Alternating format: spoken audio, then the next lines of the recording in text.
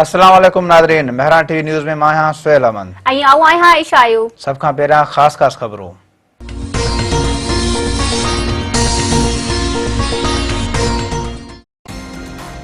वफ़ाक़ी घरू वज़ीर शेख रशीद चयो आहे त एमरजेंसी ऐं सदारती निज़ाम जो पार्लियामेंट में गोड़ आहे, पर काबीना में अहिड़ी का बि ॻाल्हि गौर हेठि न आहे। हुकूमत जे वञण जूं ॻाल्हियूं कंदड़नि खे अखियूं खोलणु घुरिजनि। अपोज़िशन सबबि जेकॾहिं जमहूरी निज़ाम खे नुक़सानु थियो त इहो नुक़सानु सभिनी जो हूंदो। वज़ीर आज़म इमरान ख़ान केॾांहुं न पियो वञे। अल्लाह चयो त इमरान ख़ान 5 साल पूरा कंदो। इस्लामाबाद में प्रेस कॉन्फ्रेंस कंदे घरू वज़ीर शेख रशीद चयो त जिन मुल्कनि खे लुटियो हाणे उहे कहिड़े मुंहं सां इस्लामाबाद वञी रहिया आहिनि। मुख़ालिफ़ धुर कानून हथ में खयो त पोइ कानून हिननि में बि हथ विझंदो। कुझु नंढा ग्रुप पाकिस्तान में ॿीहर दहशतगर्दी पखेड़णु चाहिनि था। केटी बंदर जे सामूंडी इलाइक़े हजामड़ो क्रेक में ॿेड़ी ऊंधी 16 मुहाणा ॿुॾी विया। ॿुॾी वियल हिकु मुहाणे गौस रहमान पठान जो लाश हथ। 8 ॼणनि खे बचायो वियो। 7 ॼणनि जी ॻोल्हा जारी। वॾे वज़ीर सैयद मुराद अली शाह ॿेड़ी ऊंधी थियण जो नोटिस वरितो। कमिश्नर हैदराबाद ऐं फिशरीज़ खाते खे मुहाणनि जी मदद करण जी हिदायत। वॾे वज़ीर चयो आहे त ॿुधायो वञे त तेज़ हवाउं ऐं बरसाति जी अॻकथी बावजूदि समुंड में ॿेड़ियुनि खे वञण जी कंहिं इजाज़त ॾिनी। सिंध हुकूमत गुम थियल मुहाणनि जी ॻोल्हा लाइ समूरा वसीला इस्तेमालु कंदी।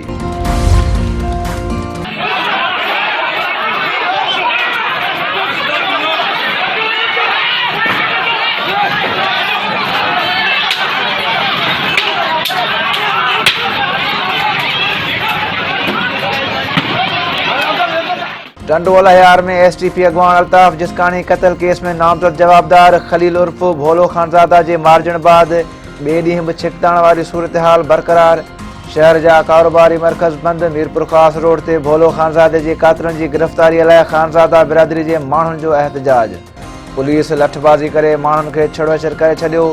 गुज़िरियल राति एहतजाज दौरान मददगार पुलिस ऑफिस ऐं गाॾियुनि खे बाहि ॾियण जा 2 धारदार केस दाख़िल।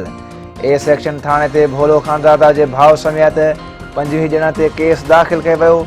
शहर में कंहिं बि अणवणंदड़ वाक़े खे मुंहुं ॾियण लाइ मुख़्तलिफ़ हंधनि ते पुलिस नफ़री मुक़रर। MQM पाकिस्तान DIG हैदराबाद ऐं SSP टंडोल हयार खे हटाइण जो मुतालबो करे छॾियो। MQM अॻवान ख़ालिद मक़बूल सिद्दीकी चयो आहे त टंडोल हयार में असांजे कारकुननि खे बेदर्दीअ सां क़त्ल कयो वियो। कातिलनि खे पकड़ण बदिरां मक़तूल जे घर भातियुनि ऐं दोस्तनि खे गिरफ़्तार कयो पियो वञे। इंसाफ़ लाइ एहतजाज कंदड़ औरतनि ऐं ॿारनि ते पुलिस शेलिंग ऐं लठबाज़ी करे रही आहे। पीपल्स पार्टी जी अस्करी विंग वाक़े में मुलविस आहे। असांखे इंतिहाई क़दम खणण ते मजबूर न कयो वञे। परॾेही वज़ीर शाह महमूद कुरैशी चयो आहे त हुकूमत 5 साल पूरा कंदी। 2023 में सरप्राइज़ ॾींदासीं। गुज़िरियल ॾींहुं क़ौमी असेंबली में कुझु चहिरा मुरझायल नज़र आया। पाकिस्तान जा दुश्मन अदम इस्तेहकाम ऐं इंतशार पखेड़णु चाहिनि था। दहशतगर्दनि खे ॿीहर कंध मथे खणण जी इजाज़त न ॾींदासीं। एहतजाज करणु पीपल्स पार्टी जो हक़ आहे। 27 फेबरवरी ते हू उतां निकिरंदा, असां हितां निकिरंदासीं। रस्ते में मुलाक़ात थी वेंदी।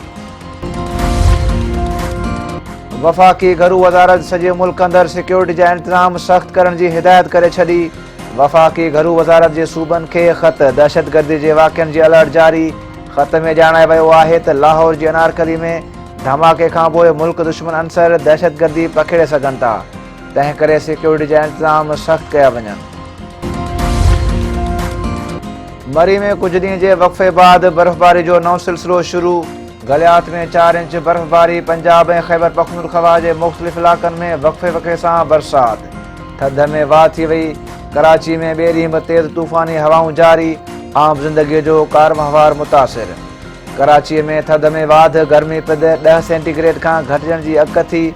मौसमियात खाते मूजिबि कराची में 27 जनवरी ताईं थधि जी लहर बरक़रार रहण जो इम्कान आहे। कराची में कोरोना जो असर बरक़रार। मस्बत केसनि जी शरह 45% खां वधी वई। मुल्क अंदरि कोरोना वायरस विघे वधीक 12 मरीज़नि दम ॾेई छॾियो। 6540 नवां केस ज़ाहिर। सॼे मुल्क अंदरि मर्ज़ में मुब्तला 1055 मरीज़नि जी हालत ॻणतीअ जोगी।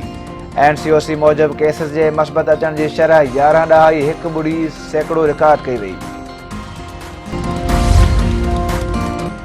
सीता रोड में मेडिकल जी शागिर्दाणी असमत तूर केस में नामज़द मुख्य जवाबदार शमन सोलंकी पुलिस गिरफ़्तार करे वरितो। एसएसपी एजाज शेख चयो आहे त शमन सोलंकी खे केपीके जे इलाइक़े सवाबी मां गिरफ़्तार कयो आहे। जवाबदार खे दादू आणण लाइ क़ानूनी घुर्जूं पूरियूं कयूं पियूं वञनि। कंबर भरिसां जागीर वारे इलाइक़े जे ॻोठ अब्दुल रसूल चांडियो में ट्रैक्टर जे टक्कर में ॻोठाणो गुलाम रसूल चांडियो फौत। बोकेरा शरीफ़ जो ॻोठ मंज़ूर पिताफ़ी में 13 वरनि जो प्रकाश ढील ट्रैक्टर ट्राली हेठां अची चीभारजी फौत थी वियो। ओबावड़ो वेझो तेज़ रफ़्तार टैंकर जे टक्कर में मोटरसाइकिल सवार फौत।